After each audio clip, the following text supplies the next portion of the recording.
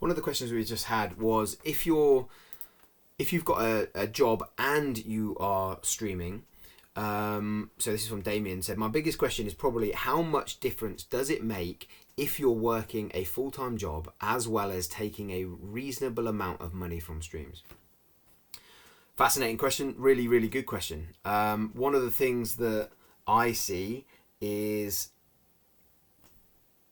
the grey area of when does me selling as a hobby turn into shit, I need to pay taxes.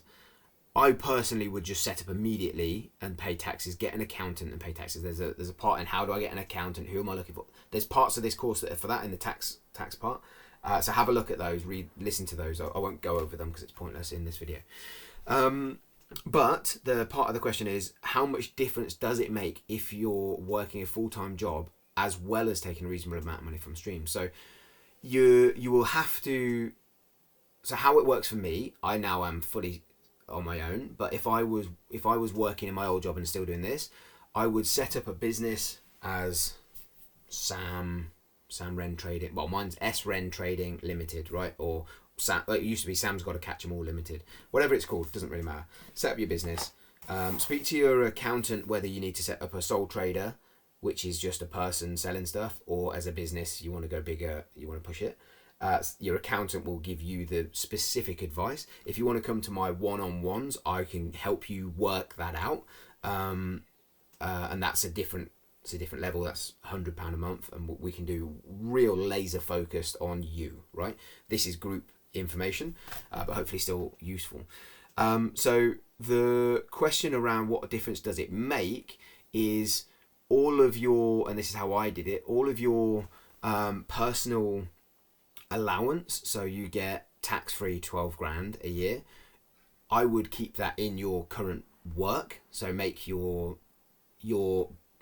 job pay that and work out how much tax you were owed after that and all that. I would personally do that. Your accountant might tell you different, and listen to them.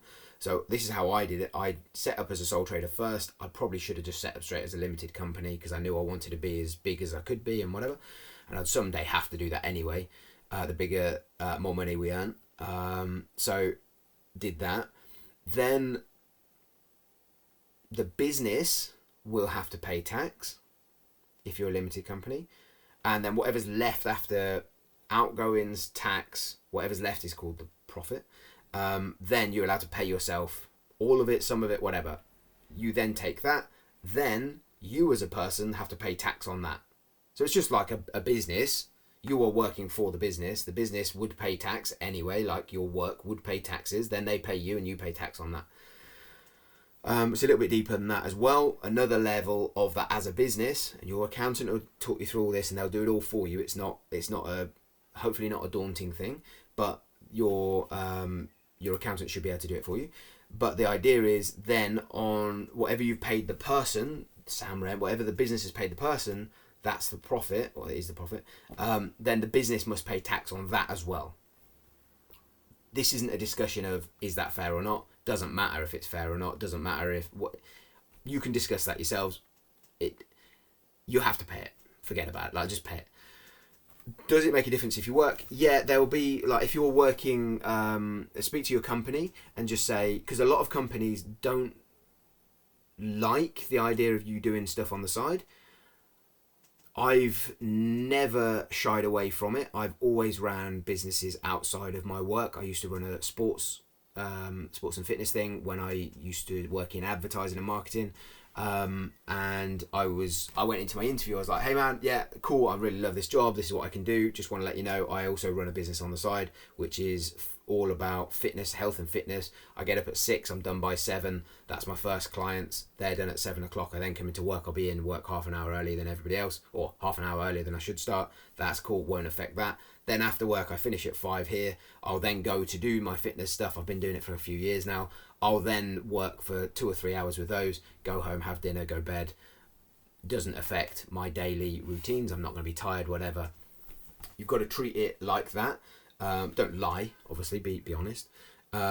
Because all they want to know is it going to impact your work you do for us? Because we're paying you to do a job that you're currently loving and doing, or we see that you're doing the job. Is it going to impact your ability to do that job? Are you up till 4 a.m, then you're packaging, then you're coming in at work like, oh man, I need 16 coffees, and not getting any work done? They're going to be like, we don't want you to do that, so we're not going to allow you to do that. So you just chat to your bosses, and be open. My advice wouldn't be tell any white lies or anything, but don't overdo, like, yeah, I'm probably going to come in really tired. Like, don't be an idiot. Like, don't, if you can manage it, and then tell them the truth and whatever. Because they'll have to change the tax code. So the tax code, may have to, depends on it completely depends on everybody's personal situation. So listen to the bit about your accountant. It's important to do that.